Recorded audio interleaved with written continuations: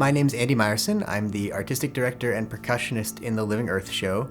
I am here at Quips to build a new piece with Pamela Z called This Impossible Building.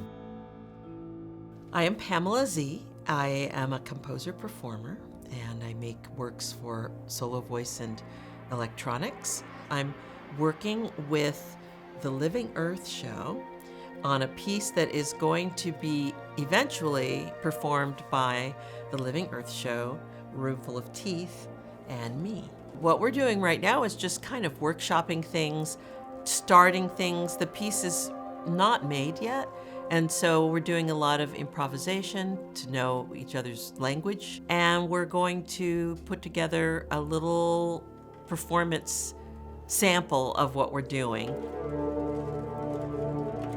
Having a place like the Center for World Performance Studies to come to have that time, like we just can't do it at home. We have every resource that we would need, where we're here like at the very earliest stages of development to figure out how Andy and I, as the Living Earth show, make a language with Pamela Z.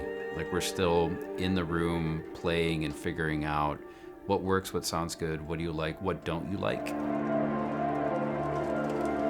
In order to collaborate effectively, you have to be communicating and speaking the same language and sort of letting someone else into your artistic world. And so really what we're able to do here at Quips is share a lot of how I approach my instrument in practice, work with Pamela to understand how she approaches hers, and then take those two practices and merge them.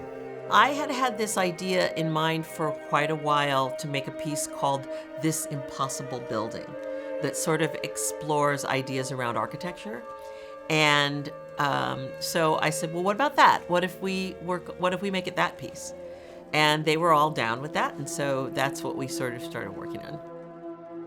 The way Pamela works is that she'll take a large concept, like language or accents, or in this case, architecture, and use the large concept as a framing device for building a work that goes in a lot of different directions. She can take that big concept and explore it in a ton of different ways, and those individual explorations are what become the piece.